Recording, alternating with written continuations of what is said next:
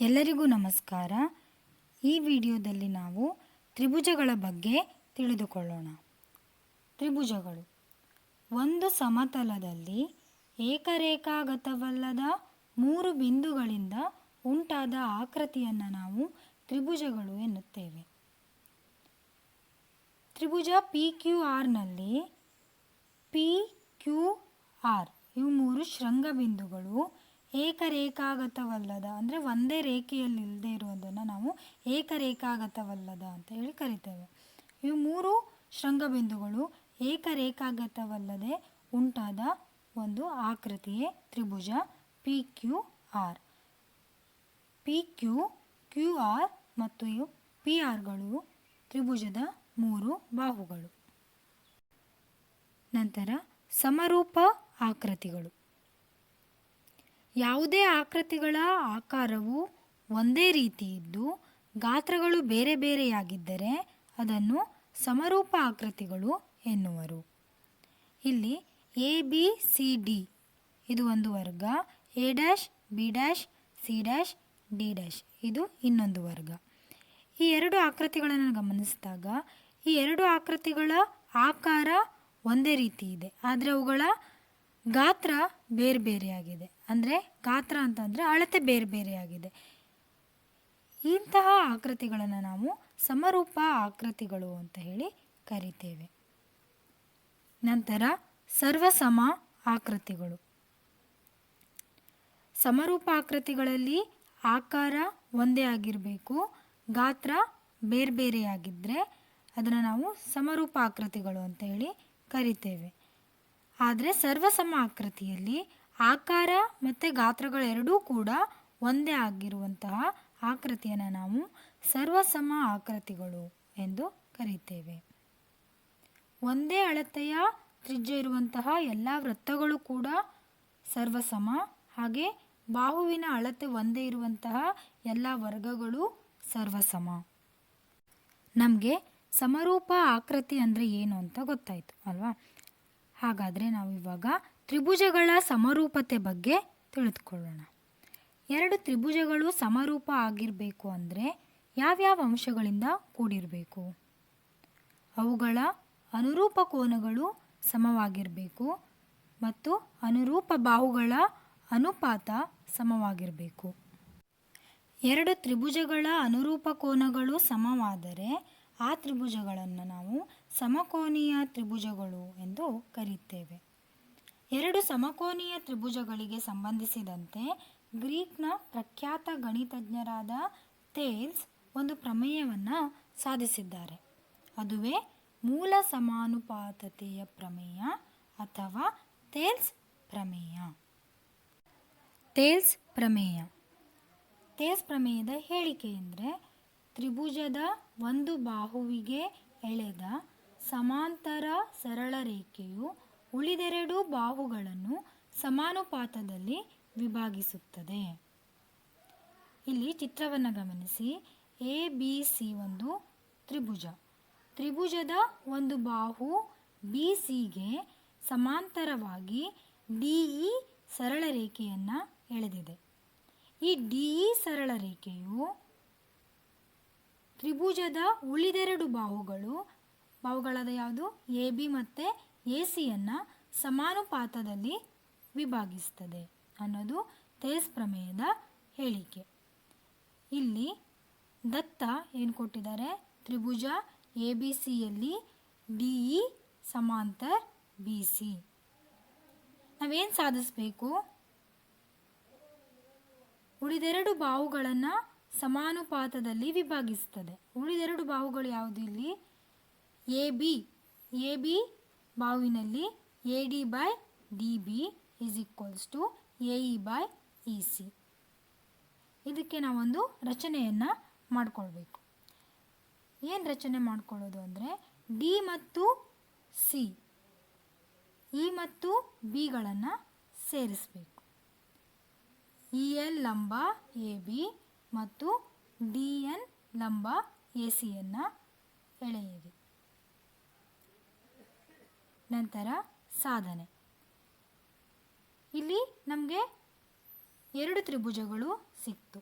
ಒಂದು ADE ಮತ್ತೊಂದು BDE. ADEಯ ವಿಸ್ತೀರ್ಣ ಡಿವೈಡೆಡ್ ಬೈ ತ್ರಿಭುಜ BDEಯ ವಿಸ್ತೀರ್ಣ is equals to half into AD into EL divided by half into DB into EL. EL cancel ಆಗೋಗುತ್ತೆ is equals to AD by DB. ಇದಕ್ಕೆ equation 1 ಅಥವಾ ಸಮೀಕರಣ 1 ಅಂತ ಕೊಡಲಾಗಿದೆ. ಯಾಕೆಂದರೆ ತ್ರಿಭುಜದ ವಿಸ್ತೀರ್ಣ ಕಂಡುಹಿಡಿಯುವ ಸೂತ್ರ A is equals to half into B into H, half into ಪಾದ ಇಂಟು ಎತ್ತರ. ನಂತರ ತ್ರಿಭುಜ ADEಯ ವಿಸ್ತೀರ್ಣ ಡಿವೈಡೆಡ್ ಬೈ ತ್ರಿಭುಜ CDE. ಮತ್ತೊಂದು ತ್ರಿಭುಜ ಸಿಕ್ಕಿದೆ ನಮಗೆ, ತ್ರಿಭುಜ CDEಯ ವಿಸ್ತೀರ್ಣ is equals to half into AE into DN divided by half into EC into DN. DN cancel ಆಗುತ್ತೆ, AE ಬೈ EC. ಇದಕ್ಕೆ ಸಮೀಕರಣ 2 ಅಂತ ಕೊಡೋದು. ಸಮೀಕರಣ 1 ಮತ್ತು 2 ಪ್ರಕಾರ AD by DB is equals to AE by EC. ಯಾಕಂದರೆ ತ್ರಿಭುಜ BDE ಈಸ್ ಈಕ್ವಲ್ಸ್ ಟು ತ್ರಿಭುಜ CDE. ತ್ರಿಭುಜಗಳ ನಿರ್ಧಾರಕ ಗುಣಗಳು. ಅದರಲ್ಲಿ ಮೊದಲನೇದು ಕೋ ನಿರ್ಧಾರಕ ಗುಣ, ಅಂದರೆ ಕೋನ ನಿರ್ಧಾರಕ ಗುಣ. ಎರಡು ತ್ರಿಭುಜಗಳಲ್ಲಿ ಅನುರೂಪ ಕೋನಗಳು ಸಮವಾದರೆ ಅವುಗಳ ಅನುರೂಪ ಬಾಹುಗಳ ಅನುಪಾತಗಳು ಸಮನಾಗಿರ್ತವೆ. ಆದ್ದರಿಂದ ಆ ತ್ರಿಭುಜಗಳು ಸಮರೂಪವಾಗಿರುತ್ತವೆ. ತ್ರಿಭುಜ ABC ಮತ್ತು ತ್ರಿಭುಜ DEFಗಳಲ್ಲಿ ಕೋನ್ A ಇಸ್ ಈಕ್ವಲ್ಸ್ ಟು ಕೋನ್ D, ಕೋನ್ B ಇಸ್ ಈಕ್ವಲ್ಸ್ ಟು ಕೋನ್ E ಮತ್ತು ಕೋನ್ C ಇಸ್ ಈಕ್ವಲ್ಸ್ ಟು ಕೋನ್ F. ನೆಕ್ಸ್ಟ್ ಬಾ ನಿರ್ಧಾರಕ ಗುಣ. ಬಾಹು ನಿರ್ಧಾರಕ ಗುಣ. ಎರಡು ತ್ರಿಭುಜಗಳಲ್ಲಿ ಒಂದು ತ್ರಿಭುಜದ 3 ಬಾಹುಗಳು ಮತ್ತೊಂದು ತ್ರಿಭುಜದ 3 ಬಾಹುಗಳೊಡನೆ ಸಮಾನುಪಾತ ಹೊಂದಿದ್ದರೆ ಅವುಗಳ ಅನುರೂಪ ಕೋನಗಳು ಸಮನಾಗಿರುತ್ತವೆ ಮತ್ತು ಅದರಿಂದಾಗಿ ಆ ಎರಡು ತ್ರಿಭುಜಗಳು ಸಮರೂಪಗಳಾಗಿರುತ್ತವೆ. ಇಲ್ಲಿ ತ್ರಿಭುಜ ABC ಮತ್ತು ತ್ರಿಭುಜ DEFಗಳಲ್ಲಿ AB is equals to DE ಮತ್ತು BC is equals to EF ಆಗಿದೆ. ಆದ್ದರಿಂದ ತ್ರಿಭುಜ ABC ಸರ್ವಸಮ ತ್ರಿಭುಜ DEF. ಪೈಥಾಗೋರಸ್ ಪ್ರಮೇಯ. ಪೈಥಾಗೋರಸ್ ಪ್ರಮೇಯದ ಹೇಳಿಕೆ: ಒಂದು ಲಂಬಕೋನ ತ್ರಿಭುಜದಲ್ಲಿ ವಿಕರ್ಣದ ಮೇಲಿನ ವರ್ಗವು ಉಳಿದೆರಡು ಬಾಹುಗಳ ವರ್ಗಗಳ ಮೊತ್ತಕ್ಕೆ ಸಮನಾಗಿರುತ್ತದೆ. ಸಾಧನೆ: ತ್ರಿಭುಜ ABCಯು ಒಂದು ಲಂಬಕೋನ ತ್ರಿಭುಜವಾಗಿದ್ದು ಇಲ್ಲಿ ಕೋನ್ Bಯು ಲಂಬಕೋನ ಆಗಿದೆ. ನಾವು ಸಾಧಿಸಬೇಕಾಗಿರೋದಿಲ್ಲಿ ಒಂದು ಲಂಬಕೋನ ತ್ರಿಭುಜದಲ್ಲಿ ವಿಕರ್ಣದ ಮೇಲಿನ ವರ್ಗವು ಅಂದರೆ AC² is equals to AB² plus BC². ಇದಕ್ಕೆ ನಾವೊಂದು ರಚನೆಯನ್ನು ಮಾಡಿಕೊಳ್ಬೇಕು. AC ವಿಕರ್ಣಕ್ಕೆ ನಾವು BD ಲಂಬವನ್ನು ರಚಿಸಬೇಕು. ಒಂದು ಲಂಬಕೋನ ತ್ರಿಭುಜದಲ್ಲಿ ಲಂಬಕೋನ ಶೃಂಗದಿಂದ ವಿಕರ್ಣಕ್ಕೆ ಎಳೆದ ಲಂಬವು ವಿಭಾಗಿಸುವಂತಹ ಎರಡು ತ್ರಿಭುಜಗಳು ಪರಸ್ಪರ ಸಮರೂಪವಾಗಿರುತ್ತವೆ. ಅವು ಪರಸ್ಪರ ಸಮರೂಪ ಅಲ್ಲದೆ ಅವು ದತ್ತ ತ್ರಿಭುಜಕ್ಕೆ ಕೂಡ ಸಮರೂಪವಾಗಿರುತ್ತವೆ. ಆದ್ದರಿಂದ ಇಲ್ಲಿ ತ್ರಿಭುಜ ADB ಸಮರೂಪ ತ್ರಿಭುಜ ABC. ಎರಡು ತ್ರಿಭುಜಗಳು ಸಮರೂಪ ಆದರೆ ಅವುಗಳ ಬಾಹುಗಳು ಸಮಾನುಪಾತದಲ್ಲಿರುತ್ತವೆ. AD by AB is equals to AB by AC. ಇದನ್ನು ನಾವು ಕ್ರಾಸ್ ಮಲ್ಟಿಫಿಕೇಶನ್ ಮಾಡಿದಾಗ AD into AC is equals to AB². ನಂತರ ತ್ರಿಭುಜ BDC ಮತ್ತು ತ್ರಿಭುಜ ABCಯನ್ನು ತಗೊಂಡಾಗ ಈ ಎರಡು ತ್ರಿಭುಜಗಳು ಕೂಡ ಸಮರೂಪ ಆಗ್ತವೆ. ಆದ್ದರಿಂದ ತ್ರಿಭುಜ ಬಿ ಡಿ ಸಿ ಸಮರೂಪ ತ್ರಿಭುಜ ಎ ಬಿ ಸಿ. ಅವುಗಳ ಬಾಹುಗಳು ಸಮಾನುಪಾತದಲ್ಲಿವೆ. ಆದ್ದರಿಂದ ತ್ರಿಭುಜ C D by B C is equals to B C by A C.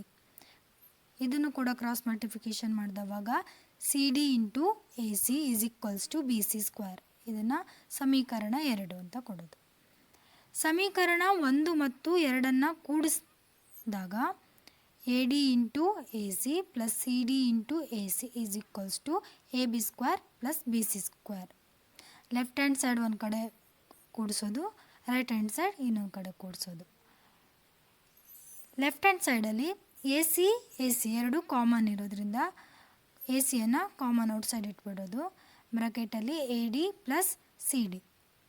ಚಿತ್ರವನ್ನು ಗಮನಿಸಿದವಾಗ A D plus C D ಕೂಡಿಸಿದವಾಗ ಏನಾಯಿತು, ಎ ಸಿ ಆಯಿತು. So A C into A C is equals to A B square plus B C square ಆಯಿತು. A C into A C is equals to A C square is equals to A B square plus B C square. ಇವಾಗ ನಾವು ಒಂದು ಲಂಬಕೋನ ತ್ರಿಭುಜದಲ್ಲಿ ವಿಕರ್ಣದ ಮೇಲಿನ ವರ್ಗವು ಉಳಿದೆರಡು ಬಾಹುಗಳ ವರ್ಗಗಳ ಮೊತ್ತಕ್ಕೆ ಸಮನಾಗಿರುತ್ತದೆ ಅಂತ ಸಾಧಿಸಿದ್ವಿ. ಧನ್ಯವಾದಗಳು.